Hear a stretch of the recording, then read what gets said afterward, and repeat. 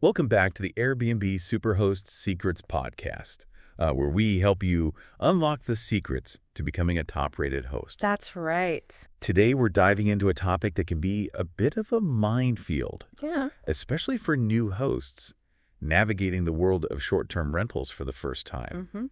Negative reviews. It's true. Negative reviews can feel like a real blow, Yeah. especially when you're putting your heart and soul into creating a welcoming space for your guests. Absolutely. It's like that feeling when you get a bad grade on a test Oh, yeah. you studied really hard for. Except in this case, the grade is public Right. for everyone to see. Exactly. But here's the good news. Okay. We're going to equip you with the knowledge and strategies Yeah. to not only survive negative reviews, Survive and thrive. but actually use them to your advantage. That's right. Because let's be honest, Yeah, even the most experienced superhosts aren't immune to the occasional negative review. right. It's all about understanding how to manage them effectively. Okay, so let's start with the basics. Okay. What are our options when that dreaded negative review pops up in our inbox? Can we just get it removed, or are we stuck with it forever? Well, while it's not as simple as hitting a delete button, Okay. Airbnb does have a pretty robust system in place Okay. for dealing with reviews both positive and negative. Got it. They want to ensure that the reviews on their platform Right. are authentic and helpful Yeah. for both hosts and guests. Makes sense. So yes, there are situations where Airbnb will remove a review, Okay. but it has to violate their specific guidelines. So there's hope. There is hope. Tell me more about these guidelines. Sure. What are some of the reasons Airbnb might actually take down a review? So Airbnb outlines 9 specific criteria for review removal. 9. But some of the most common ones for hosts to be aware of Yeah. are reviews that contain disrespectful or discriminatory content, Okay. reviews that are based on extortion or manipulation, retaliatory reviews, Yeah. and reviews that contain demonstrably false information. Okay. Those categories make sense. Yeah, But can you give me some real-world examples absolutely. of what those might look like in practice? Of course. Like, what exactly constitutes disrespectful content Right. beyond just a guest calling a host names? Absolutely. Imagine a guest leaving a review. Yeah. That's just a single dot, Really? not a word, just a dot. Wow. It doesn't offer any constructive feedback and is clearly meant to be unhelpful. Yeah. Airbnb would likely remove that because it doesn't contribute anything meaningful to the community. Wow, I never even thought about that. It's happened. Just a dot. Talk about a passive-aggressive review. That's one way to put it. What about extortion? Mhm. How does that play out in the Airbnb world? A classic example is a guest threatening to leave a bad review, Uh-huh. unless you give them a discount or some other perk. Really? This happens more often than you might think. Oh, wow. And Airbnb takes a very hard line against it. Good. They want hosts to feel protected from this kind of manipulation. That's reassuring to know. Absolutely. It's scary to think that a guest could hold your rating hostage like that. It can be. What about retaliation? Mm-hmm. I imagine that's a tricky one to prove. It can be, but Airbnb does recognize that guests might try to punish hosts Yeah. for legitimate actions. Okay. For example, let's say you follow Airbnb's policy and request a guest's ID for security purposes, Right. and then they leave a scathing review because they felt offended Oh, well. by the request. Okay. Airbnb would likely see that as a retaliatory review Yeah. and consider removing it. So if I'm hearing you correctly, documentation is key here. Documentation is key. Hosts should be keeping records of everything, right? Exactly. Clear communication with guests via the Airbnb platform. Okay. Keeping a record of any issues, taking photos, these are all crucial pieces of evidence Yeah. if you need to dispute a review, Right. especially when it comes to proving false information. Speaking of false information, Yes.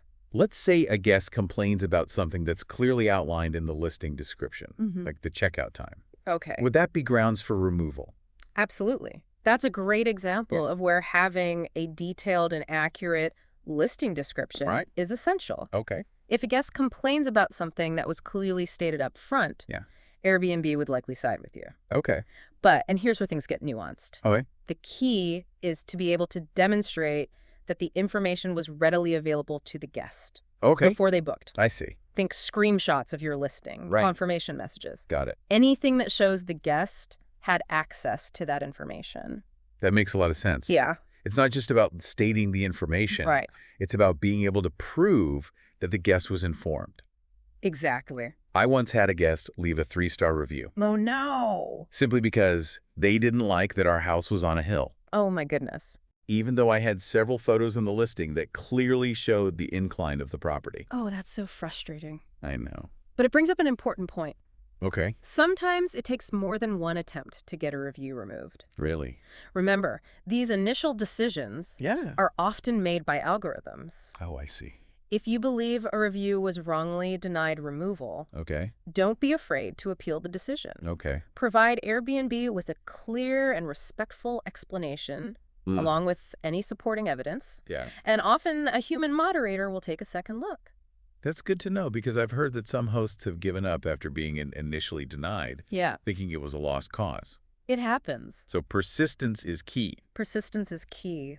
But what happens if we've exhausted all avenues Yeah. and Airbnb still won't remove the review? Okay. What's our next move? That's where things can get a bit more strategic. I imagine it can feel pretty disheartening Yeah. when you've put in the effort to try to get a review removed, Mm-hmm. and it's still just sitting there staring you in the face. It's definitely a tough pill to swallow. Yeah. But here's the thing. Okay. You still have the power to manage its impact. You do. Remember, potential guests are reading those reviews, Right. and they want to see how you handle situations, Exactly. good or bad. Good or bad?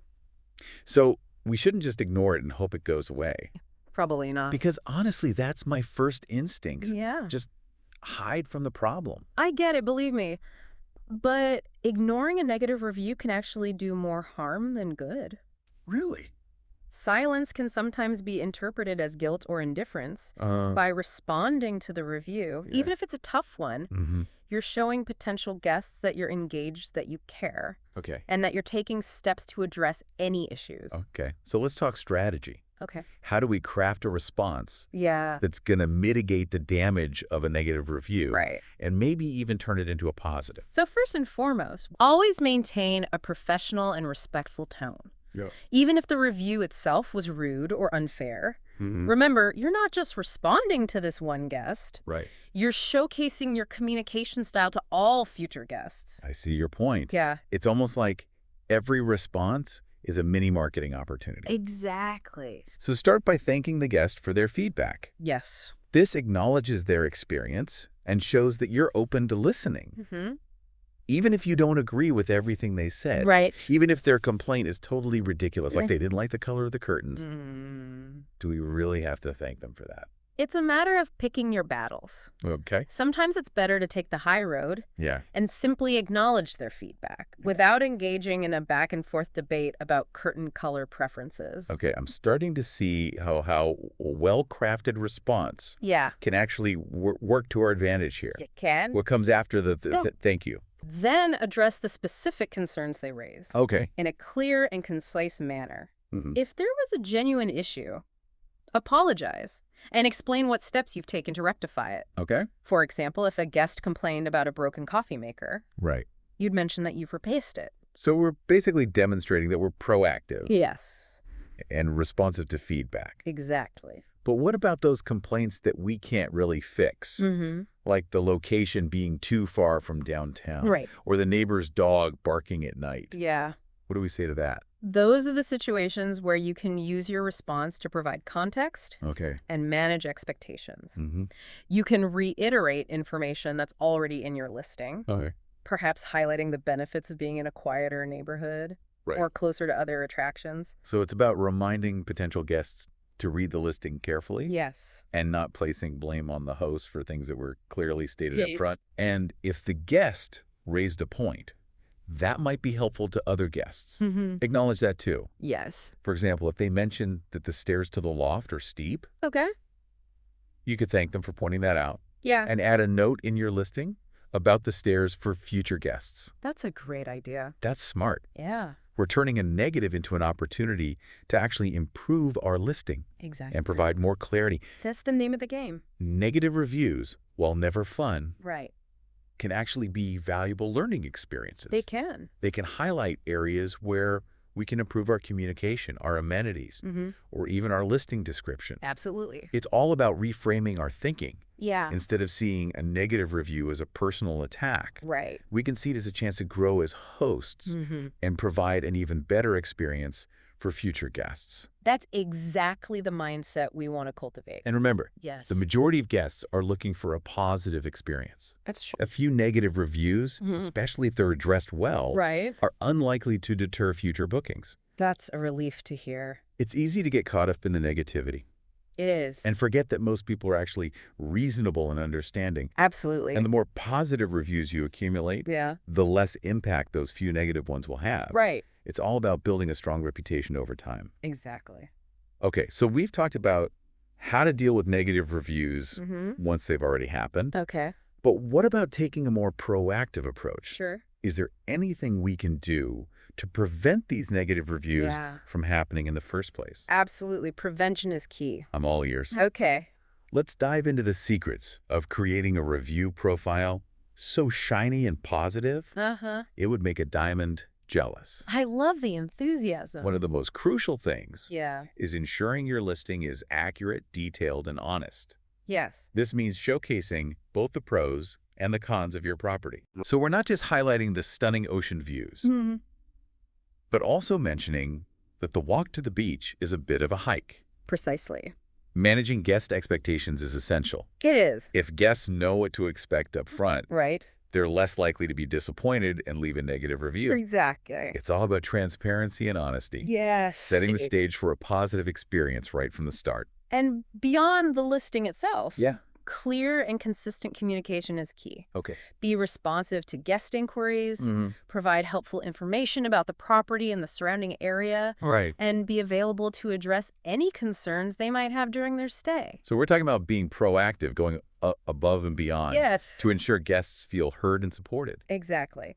Think of it as providing excellent customer service Mm-hmm. by addressing potential issues before they even arise. Right. You're creating a smoother, more enjoyable experience for everyone involved. I can definitely see how that would reduce the likelihood of negative feedback. It does. It's like we're hitting off those complaints at the past. And here's another pro tip. Okay. Don't be afraid to carefully screen your potential guests. Read their past reviews from other hosts Oh, interesting. to get a sense of their behavior and communication style. So if someone has a history of leaving negative reviews Mm-hmm. or making unreasonable demands, Yeah. we might want to reconsider accepting their booking. It's your prerogative as a host to choose who you welcome into your property. Right.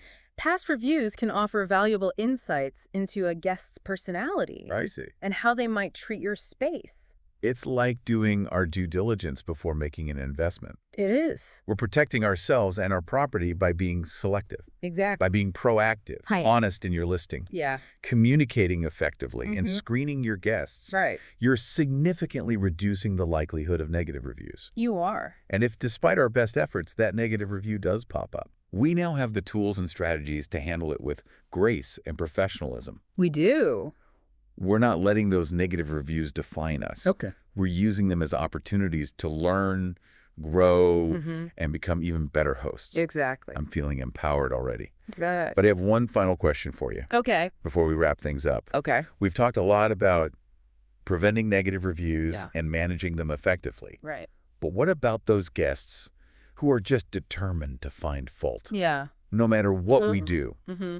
is there anything we can do to win over even the most critical guest? That's a great question. Yeah. And it gets to the heart of what it truly means to be a great host. Okay. Sometimes it's about going above and beyond Oh, yeah. to create an experience that's so overwhelmingly positive, Right. it disarms even the most critical guest. So we're talking about more than just the basics, Yeah. like fresh towels and a welcome basket. Right. Those are great. Yeah. But they're kind of expected at this point, right? Right. Exactly. Yeah. Think about the unexpected touches, those little details that make a guest feel truly seen and appreciated. Huh? A handwritten note welcoming them by name, a local treat left on their pillow, Cute. a personalized guidebook Oh. with recommendations for hidden gems in the neighborhood. I love those ideas. It's like we're anticipating their needs Yes. before they even know they have them. That's the magic of hospitality. It is. It's about personalizing the experience Yeah. and making guests feel like more than just a transaction. Right. You might even consider reaching out to them before their arrival Okay. to ask if there's anything special you can do to enhance their stay. Oh, nice. Maybe they're celebrating an anniversary Yeah.